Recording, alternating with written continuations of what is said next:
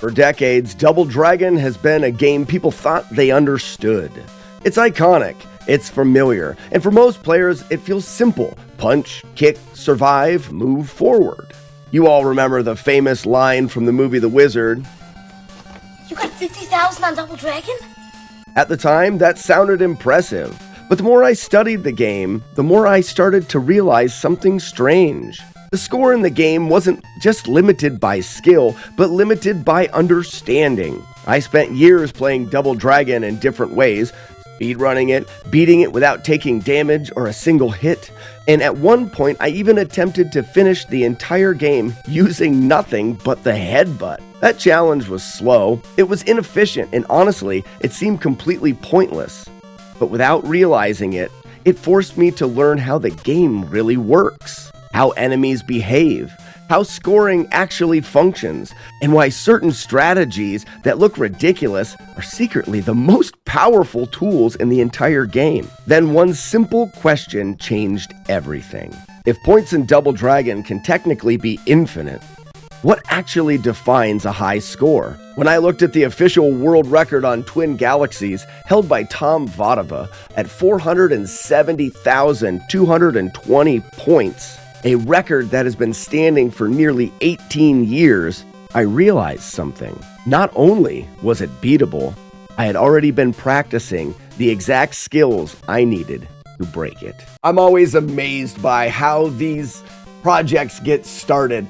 This deep dive into Double Dragon for me was started with a simple YouTube short that I made. I made a YouTube short titled, You Can Get Infinite Experience Points in Double Dragon, where I showed that you can get very easy experience points by ghosting an enemy and punching the enemy over and over again to get lots of experience points. The comments quickly corrected me and said, there's a timer in this game. You can't get infinite experience points, dummy. Technically, they were right. In that spot of the game, you cannot get infinite experience points because you will run out of time. The timer in this game is really the limiting factor, but there is a door in the cave in this game that you can go into that resets your life and timer. You can also exit that door and re-enter the door, which will reset your life and timer. So, they're correct in this case, but there is a spot in the game that allows you to get infinite experience points. That is possible. I use this to get the high score on retro achievements of over 1 million points. But this high score is just how long do you want to play the game? I played the game for like 3 hours.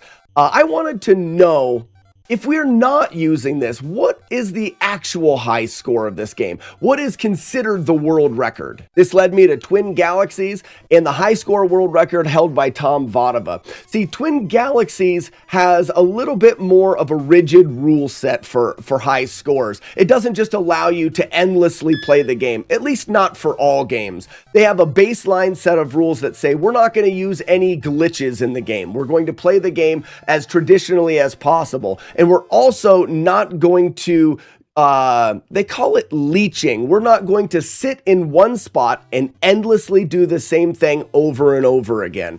So this ruled out the door trick, and it's actually specifically written in the rules that you are not allowed to re-enter doors. With this rule, now the high score is not infinite. It is a finite amount of score that you can get within the time that is given to you. At this point, I became really interested in whether or not I could break the world record.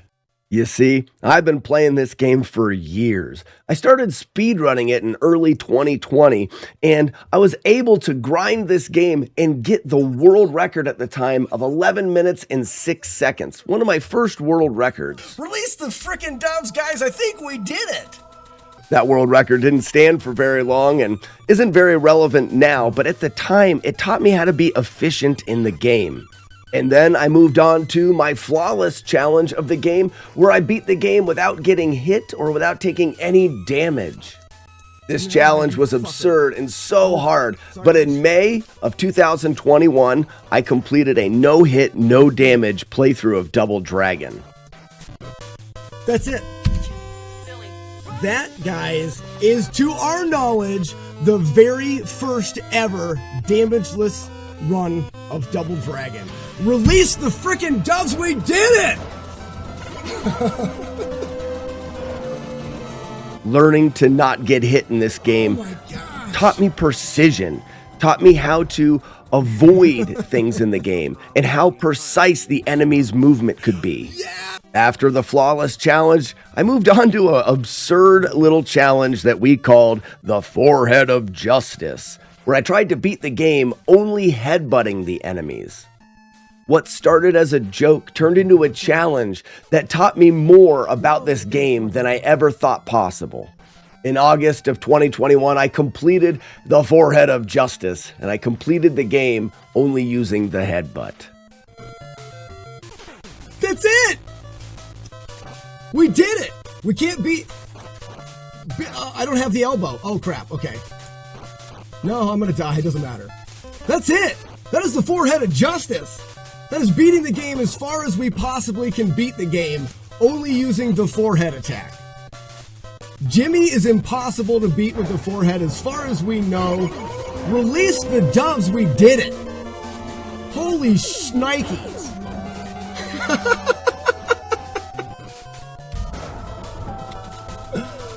The headbutt challenge didn't focus on being optimal, and that's why it exposed patterns I had never noticed before.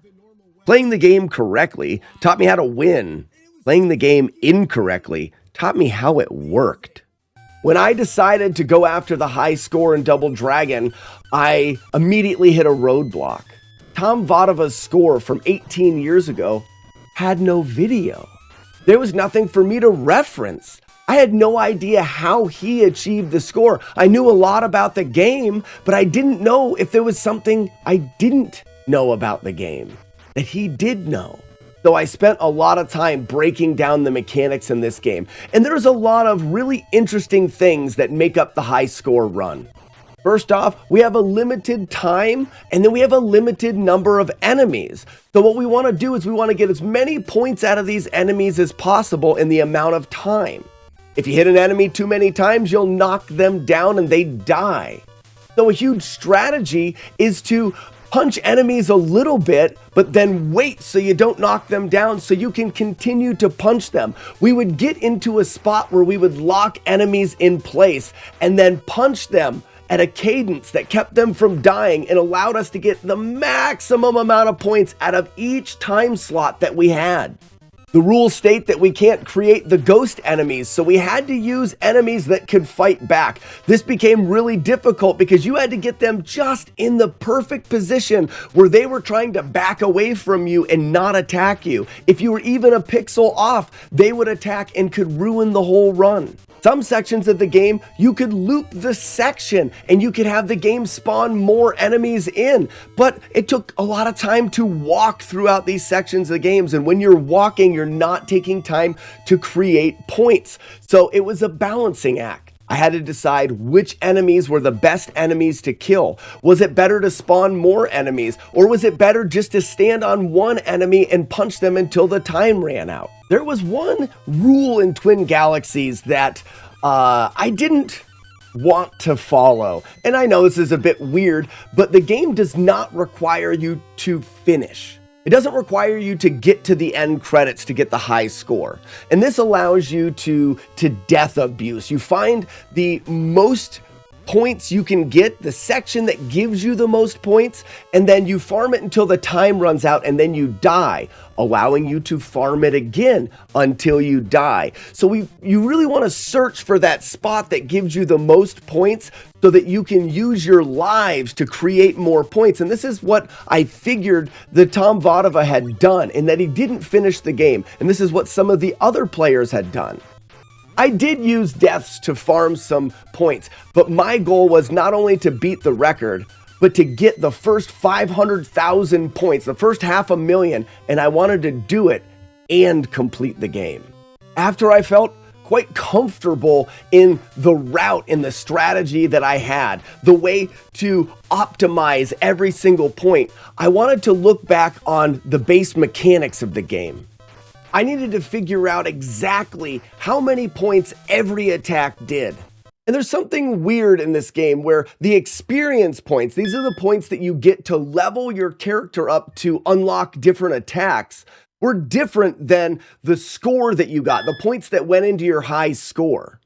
For example, the punch gives you 20 experience points, but gives you 50 high score points.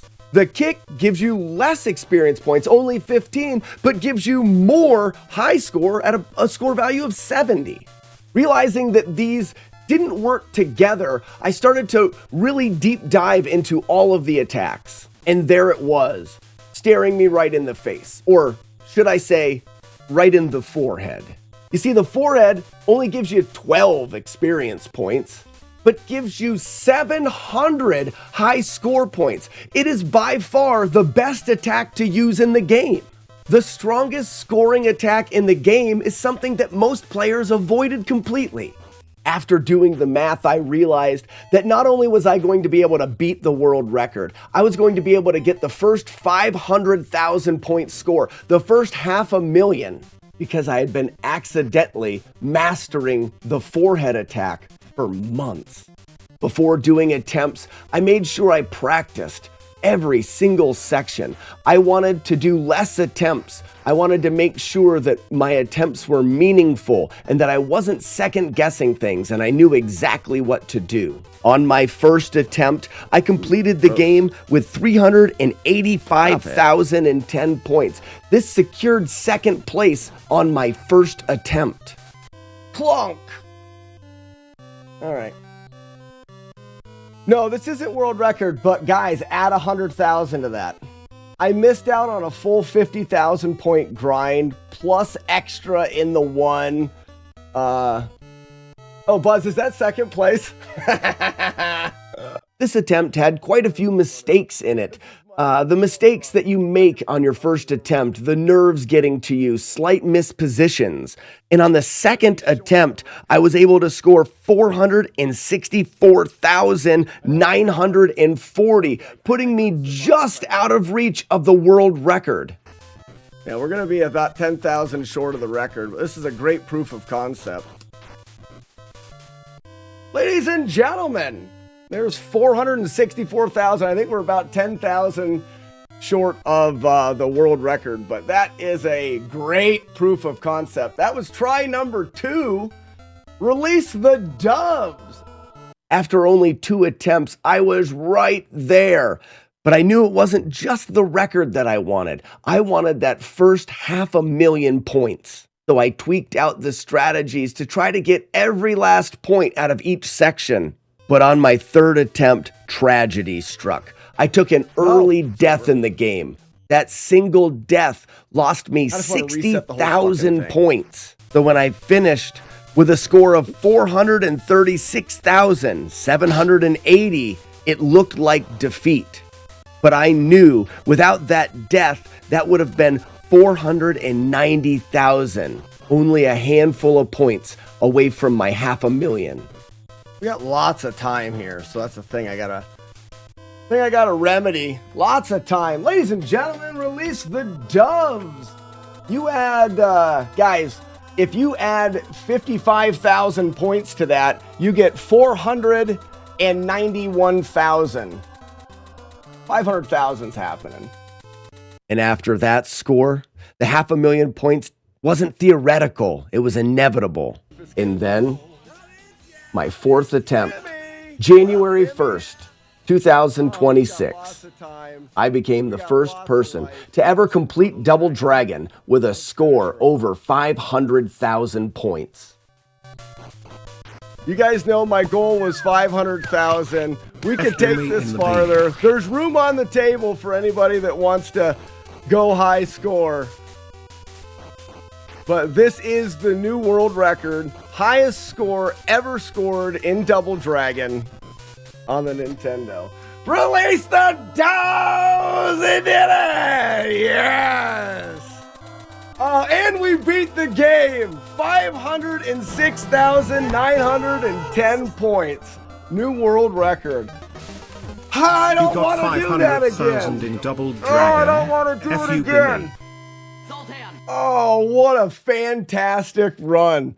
And there you have it, ladies and gentlemen. That's how I was able to get the world record in Double Dragon on Twin Galaxies. I think the reason why this record held for 18 years was because, well, Tom Vodova didn't have a video for us to look at. Oftentimes, we keep pushing that marker of records, whether it's high score or speed runs, because we stand on the shoulders of the giants that came before us, but we had no shoulders to stand on. We had nothing to reference in how Tom was able to get that score. And I find it so fun that the answer to this was looking at this game in a completely different way.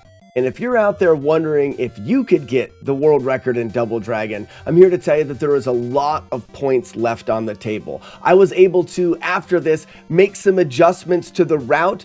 There is quite a bit more points, and I'm pretty sure that this game may go as high as 600,000 points. But it's not something that I'm grinding for, so maybe it's something that you'll do. Let me know, do you guys want me to do a deep breakdown of exactly the route that I took through Double Dragon? If you would like to check out my run, you can go to the link in the description for Twin Galaxies, where you can watch the full high score run. And as you guys know, I get asked a lot of questions. These videos that I make oftentimes are inspired by the things that you say in the comments. So do you have a question about a game, a boss that was really hard to beat, or a glitch that you just want to understand how it works? Please let me know, and maybe it'll be what makes the next video. Thank you guys so much for watching, and have a great Wednesday, and we'll see you next week. Bye-bye.